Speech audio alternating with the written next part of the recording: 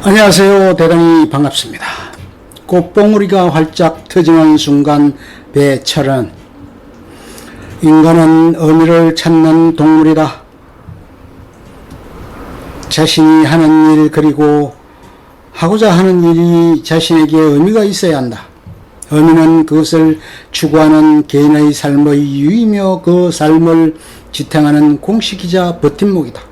프랑스 철학자 장폴 사르트르는 삶의 의미는 있을 수 없고 굳이 있다면 그 의미를 영원히 찾을 수 없는 수수께끼라고 허무하게 말한다. 인간에게 살만한 이유를 선사하는 의미란 결과가 아니라 의미를 찾는 과정과 여정이다. 결과는 그런 과정의 연속일 뿐이다. 아름다운 삶, 인간의 오랜 갈망, 의미를 찾는 인간은 그 과정을 근사하게 만들고 싶어한다. 이 근사를 아름다움이라고 부른다. 아름다움은 객체가 주체에 대한 외부가 내부에 대한 남이 나에 대한 과학적이거나 수적인 평가가 아니다. 아름다움은 주체 자신이 자신을 바라보는 시선이자 더 나은 자신을 만들기 위한 내적인 분투이다. 아름다움에는 자신이 열망하는 삶에 대한 일관된 노력과 방식이 존재하기 때문이다.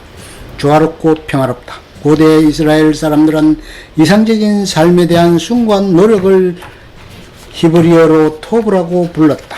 토브라는 단어는 지상에 존재할 것 같지만 항상 저 너머 천상에 존재하는 최선이기 때문에 묘하다. 고대 히브리인들은 자신의 경전인 창세기에서 이 단어를 소개한다. 신이 인간을 포함한 삼라만상을 창조하고 감탄사를 연발한다. 아 좋다. 만일 우리가 저 높은 산 정상에 기어이 올라가 마침내 발 아래 펼쳐진 산과 바다를 보면서 저절로 내뱉는 말이다. 아 좋다. 이 말에는 도덕적 평가가 개입할 틈이 없다. 창세기 1장을 기록한 기원전 6세기 문명의 시인은 우주 안에 존재하는 생물과 무생물의 원래 모습을 신의 입을 빌어 아 좋다라고 자신도 모르게 외쳤다. 그는 인간을 특별하게 표현한다. 아 너무 좋다라고 표현했다. 인간에게 신적인 완벽감을 건사하려는 독특한 열망이 존재한다. 그리스 철학자 아리스토텔레스는 어떤 대상이 내재적으로 가지는 매력을 칼론이란 그리스 단어로 표현한다. 칼론은 인간이 간절히 원하는 어떤 이상적인 것으로 그것을 성취하기 위해 인간을 동요시키는 어떤 것이다. 그러나 그리스 칼론은 히브리어 토브와는 달리 의무적이며 도덕적이다. 아리스토텔레스에게 칼론은 인간이 반드시 성취해야 하는 옳은 것이다. 예술 숭고함을 노력하는 인간의 노력. 우리는 이 아름다움에 대한 추구를 예술이라고 부른다. 예술은 이 각박하고 순간적인 삶을 사는 인간에게 구원이다. 인간은 자연을 심오하게 관찰하고 자신의 내면을 묵상하면서 그 안에 숨어있는 신비를 발견하고 쏘스라친다.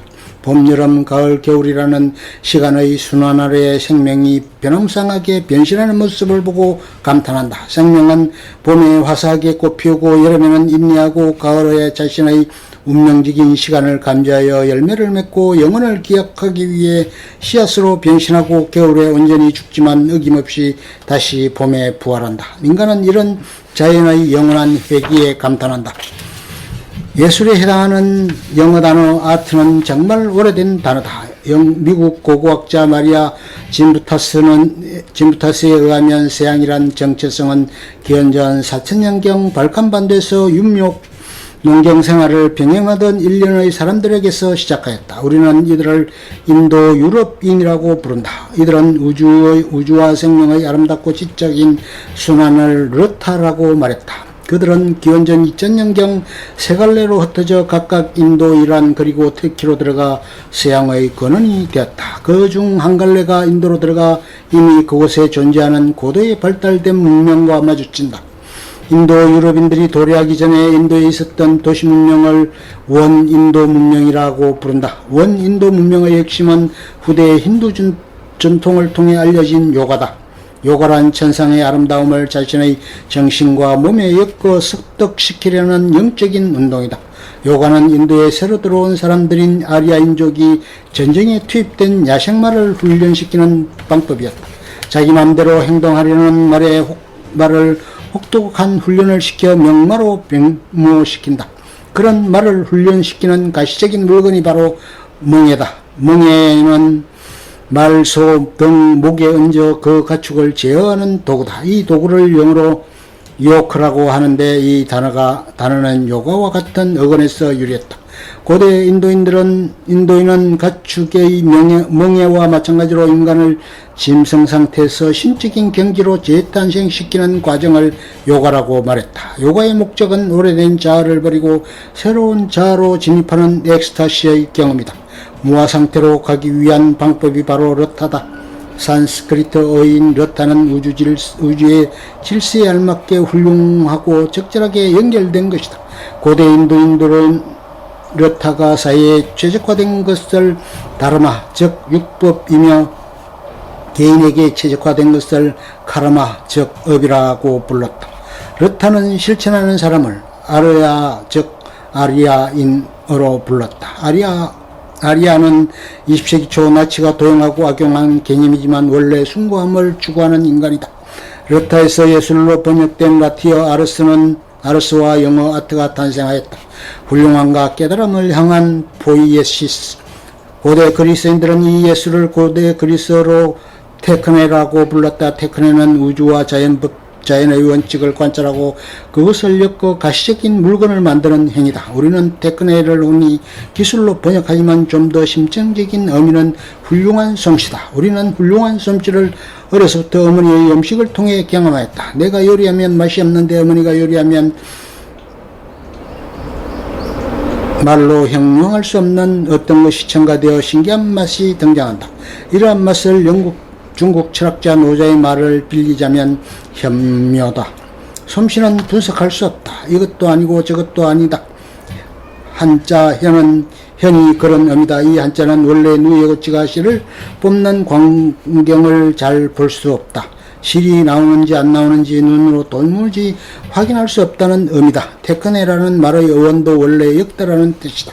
기술이란 겉보기에는 아무런 상관없는 본질적인 어떤 것을 연결시켜 작동하게 하는 원리다. 고대 그리스 철학자인 크세노폰은 자신의 스승인 소크라테스와의 대화를 적은 책 오이노미쿠스라는 책에서 솜씨를 집안일과 비교하여 설명한다.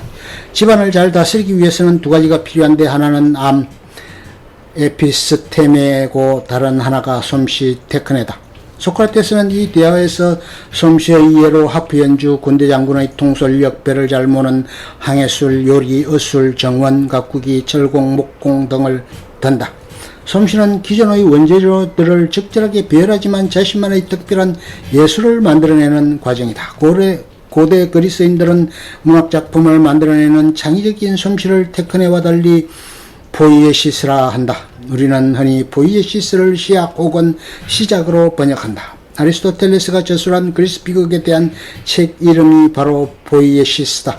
포이에시스, 인간의 상상력을 동원하여 카타르시스를 자아내는 감동적인 이야기를 만들어내는 과정이다. 플라톤의 저작 향연에서 소크라테스는 인간은 불멸과 영혼을 획득하기 위해 포이에시스를 동원한다고 말한다. 포이에시스가 창작하려고 하는 대상은 아름다움이다. 시간은 우주의 주인이다. 시간은 모든 만물을 태어남과 죽음, 신선함과 썩음, 따뜻함과 차가움, 밝음과 어둠이란 순환의 소용돌이 속에 빠뜨린다. 소크라테스의 말을 빌리자면 인간은 이 순환으로부터 벗어나기 위해 세 가지 포이에시스를 시도한다. 성행위를 통한 자연스러운 포이에시스, 영웅적인 명성을 찬양하기 위한 도시문명의 인위적인 포이에시스, 그리고 훌륭함과 깨달음을 얻기 위한 영혼의 포이에시스, 뇌꼬치가 나비로 날아가는 그 순간 포이에시스. 인간은 항상 완벽한 아름다움을 염원하여 자신의 현재로부터 탈출하려고 시작하였다.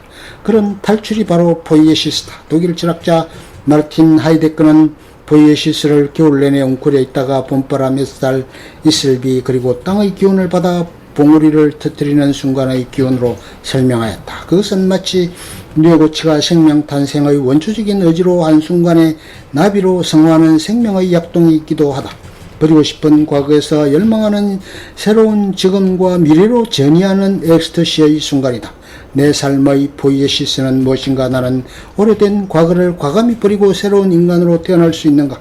나는 의미가 있고 훌륭한 그 어떤 것을 가지고 있는가? 겨울 내내 묵묵히 봄을 기다려온 백작약처럼 기지개를 켜고 싶다.